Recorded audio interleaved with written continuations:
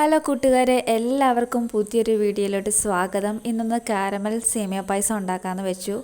ഇതുപോലെ ആവശ്യത്തിന് കുറച്ച് പഞ്ചസാര എടുത്തിട്ട് അതിലേക്ക് 2 ടേബിൾ സ്പൂൺ വെള്ളം ഒഴിച്ച് അത് നല്ലതുപോലെ ഒന്ന് കാരമലാക്കി എടുക്കുക. ഒന്ന് ലയിപ്പിച്ചെടുക്കുക. ഒരു ബ്രൗൺ ഷെയ്ഡ് ആകുമ്പോഴത്തേക്കിനും ഒന്ന് വാങ്ങി വെക്കാം. ഒരുപാട് അങ്ങ് ബ്രൗൺ ഷെയ്ഡ് ആയാൽ ചിലപ്പോൾ ഒരു കയ്പുണ്ടായിരിക്കും. അത്രയും വരരുത്, ഒരു ലൈറ്റായിട്ട് മതി. അപ്പോൾ പിന്നെ ഒരു ചെറിയൊരു വലിയ പാത്രത്തിലോട്ട് മാറ്റിയിട്ടുണ്ട്, അതൊന്ന് ഒഴിച്ചെടുത്തിട്ടുണ്ട്. ഇതിലേക്ക് ഞാൻ തിളപ്പിച്ച പാൽ ഒഴിക്കുന്നുണ്ട്. തിളപ്പിച്ച പാലായിരിക്കും പായസത്തിന് എടുക്കുന്നത് എപ്പോഴും നല്ലത്. കാരണം കവർ പാലായതുകൊണ്ട് ചിലപ്പോൾ പിരിഞ്ഞു പോകാനുള്ള ചാൻസ് കൂടുതലാണ്. അതുകൊണ്ട് ഞാൻ ആദ്യം ഇത് തിളപ്പിച്ചതിന് ശേഷമാണ് ഇതിലേക്ക് ഒഴിക്കുന്നത്. അല്ലെങ്കിൽ സേമിയ ഒഴിച്ചതിന് ശേഷമാണ് ഇത് തിളപ്പിക്കാനിടുന്നതെങ്കിൽ അത് പെട്ടെന്ന് അങ്ങ് അഴുക്കായിപ്പോവും. എന്നിട്ട് കുറച്ച് പഞ്ചസാരയും കൂടി ഇട്ടിട്ടാണ് ഇതൊന്ന് തിളപ്പിച്ചെടുക്കുന്നത്. അപ്പോൾ ഇതുപോലെ വറുത്ത് വെച്ച സേമിയ, അതിൻ്റെ കൂടെ പഞ്ചസാര ഉള്ളതായിരുന്നു, സേമിയ കിറ്റാണ്. അപ്പോൾ അതുകൂടി ചേർത്തിട്ട് ഒന്ന് ഇളക്കി നല്ലതുപോലെ തിളപ്പിച്ചെടുക്കണം. തിളപ്പിച്ച് ആ സേമിയ ഈ കാരമലിനകത്ത് കിടന്ന് വേണം വേകാനായിട്ട്. അപ്പോൾ ഇതുപോലെ വെന്ത് നല്ലതുപോലെ പാത്രമെല്ലാം നിറഞ്ഞ് ഒന്ന് ഈ ഒരു പരുവത്തിന് കിട്ടിയിട്ടുണ്ട്. ഒരുപാട് അങ്ങ് കട്ട പിടിച്ച് പോകരുത്.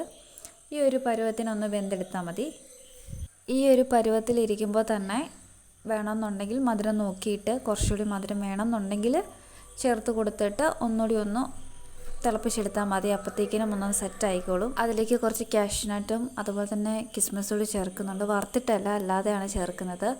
ഏറ്റവും അവസാനം ഇത് വാങ്ങാൻ നേരത്ത് കുറച്ച് നെയ്യൊന്ന് ഒഴിച്ചു കൊടുത്താൽ മതി, അതായിരിക്കും കുറച്ചുകൂടി നല്ലതെന്ന് തോന്നി. അപ്പോൾ ഇതുകൂടി ഇട്ടൊന്ന് തിളപ്പിച്ച് ഒന്ന് എടുത്താലായിട്ട് നമ്മളുടെ പായസം, കാരമൽ സേമിയ പായസം ഇവിടെ ഓൾമോസ്റ്റ് റെഡി ആയിട്ടുണ്ട്.